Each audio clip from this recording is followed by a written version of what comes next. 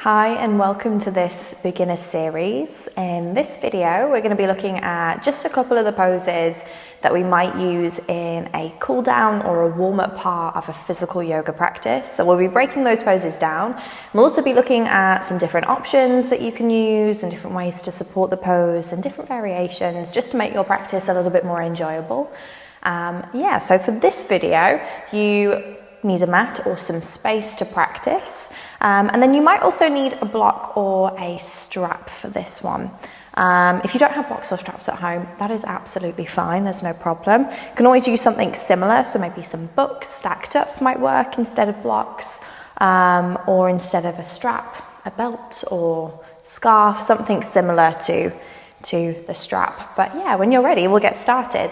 We're going to begin on our backs first of all. So if we come all the way down, and in fact the very first pose that we're going to do, it's called Shavasana, and it's often used sometimes at the beginning of the practice, sometimes at the end, or usually at the end, but this one essentially is lying down on the mat. So in Shavasana, we start here and end here because it gives us an opportunity just to find stillness, find some space for us to connect, usually with our breath if it's towards the beginning, and towards the end just to kind of relish in the moment after a physical practice. It's a place of relaxation really, and it can be used for relaxation as well as meditation. But we'll come down onto our backs for this one, and we're going to start to lengthen the legs all the way out onto the mat.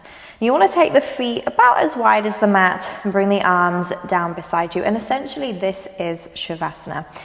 This doesn't feel good for everyone, and that's okay if that's you. If you feel like it's a little bit uncomfortable on your back, the best thing to do is bring the feet up onto the mat, keeping them nice and wide, and then bring the knees together in the center, and that will do the exact same thing.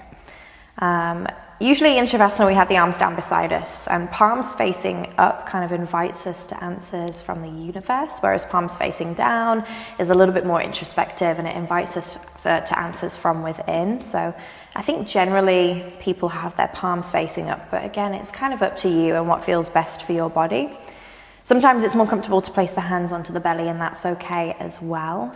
But usually this is used for relaxation. And so this needs to feel relaxing. So you kind of want to focus on that more than anything. Does this pose feel comfortable? Does it feel relaxing to you? And if not, how can we change that?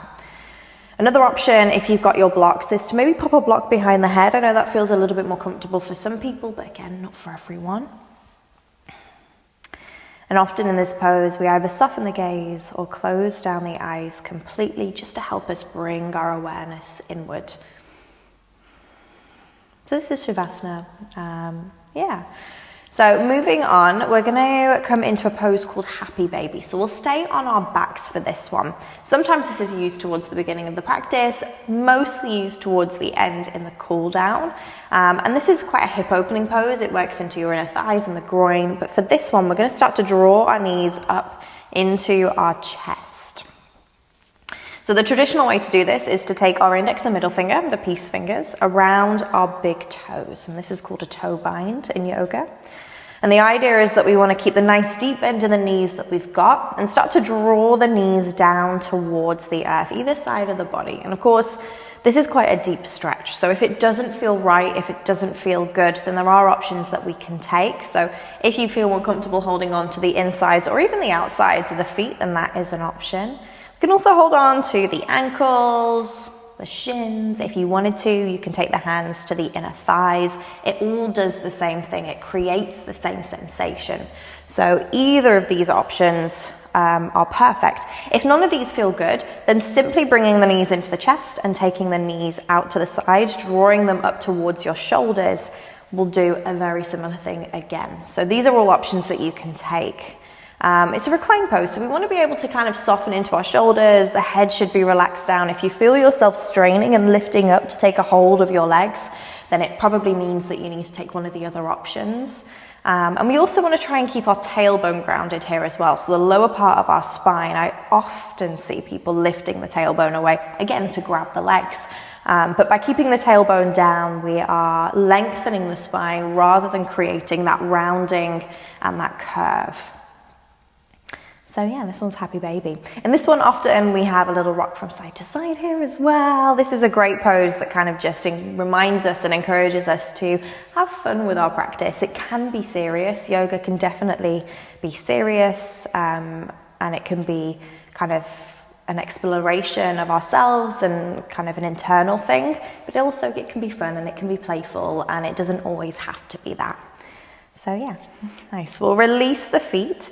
And then from here, we're going to come up to a seated position on the mat. We're going to do some folds. So generally speaking, folds are done towards the end of the practice, although sometimes you'll see them towards the beginning, the middle, kind of wherever the teacher feels they're needed. Or seated folds anyway are done towards the end. So we're going to come to a seat, and in our seated forward fold, you can sit on a block. So something that we want to think about when we're folding forward is our pelvic tilt. We want to be able to lift the pelvis, lift the tailbone even, the pelvis drops. And it's almost like you're sticking your bum out. And for lots of us, it's really difficult to do that. And you might find that as you come to a seat with the legs lengthened, especially that you're rounding and you feel like you're almost struggling to come forward, you're fighting. So sitting on a block can help with pelvic tilt, and it can make it a lot more comfortable to fold forward. So that is an option if you want to take it. But we're going to sit nice and tall, lengthening up through the spine. Draw the toes towards the face, and then place the hands down beside you with the palms resting on the mat or just above. And this is called seated staff. And this is quite a difficult pose, just sitting here. Lifting and lengthening, and yeah, it's quite difficult all on its own. Like the back will start to work. Yeah, it's a challenging pose just sitting in stillness. But from here we'll come into a fold. So for this, if you want to, you can grab a strap. So the aim of our forward fold isn't necessarily to touch the toes. It's more about creating the sensation in the back of the legs. So maybe in the calves, the hamstrings, that sort of area. And to help us do that and help things feel more comfortable, we can use a strap. So if you find when you're folding forward that your hands don't come all the way down to the toes, that's absolutely fine. What we can do instead is we can take the strap, so bending the knees, bringing the feet towards the face, taking the strap around the ball of the foot, the widest part of the foot rather than the arch, and then start to lengthen the legs out. So the strap fills up the distance between your hands and your feet. It does that for you and makes it a little bit more comfortable. So we'll take the strap around the balls of the feet, sit nice and tall, and then we're going to start to slowly walk the hands down the strap just as far as feels good. And as we do this, we want to try and focus on staying lengthened through the spine. So folding from the hips here rather than folding from the waist and rounding forward. Again, it's not about bringing your forehead down towards your legs. It's about creating sensation. So just walking the hands down the strap as far as feels good. Keep your gaze out in front. Lovely. And just holding maybe for 2 more breaths, seeing how that feels. 1 more breath.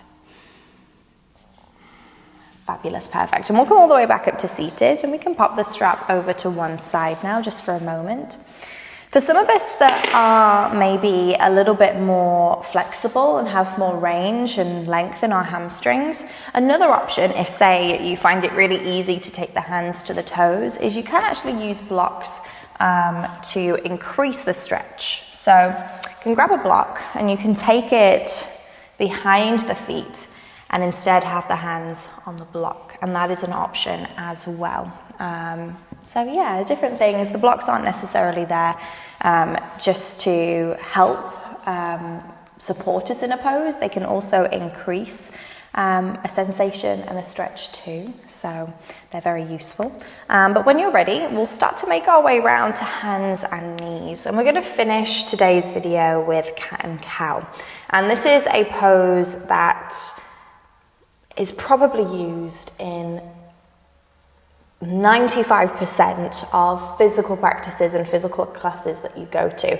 It's one that is very familiar, and without even having practiced yoga before, we've probably already heard of cat and cow. And it works through spinal flexion and spinal extension, so it's good for mobilizing the spine and increasing kind of flexibility in that area. So we'll come to hands and knees, and we're starting in a pose called tabletop position. So you want to spread the fingers nice and wide here, and you want to make sure that the hands are about shoulder width apart, so your shoulders are directly above your wrists. Same with the hips. We want the the knees about hip width apart. And in yoga, it's rather the knees, we want the knees to be underneath the hip bones, so the bony part, rather than the outer hip. So the joints are almost stacking on top of each other. And then from here, we're going to start to lower our belly down towards the mat, lift the tailbone and lift the gaze. And this is spinal extension. This is cow pose. As you do this, think about pressing through the hands, lifting up through the crown of the head, and see if you can draw the shoulders back to open the heart. And then from here, we're going to start to round through our spine. So we're tucking the tailbone under and the chin in towards the chest as we press firmly through the hands, creating that arch and rounding in our spine. And this one's cat pose, a little bit like an angry cat, a hissing cat. We'll do this a few more times. It's usually done with the breath. So as we inhale, lower the belly, lift the tailbone, lift the gaze. And then exhale, round through the spine, press down through the hands, squeeze the navel in. Lovely. One more time. Inhale, lower the belly, lift the tailbone, lift the gaze. And then exhale to round. Lovely. Perfect. Nice. Going back to neutral. So that was just a few of the poses that we do kind of in our warm-up and in our cool down, some of the more gentle opening and stretchy poses that we do. There are so many more, but just to keep it short for this video, we've left it at that for today. But thank you for joining me. Hopefully you feel a little bit more confident and a little bit more kind of sure of what you're walking into when you go to a yoga practice. So yeah, thank you so much for joining me today. Namaste.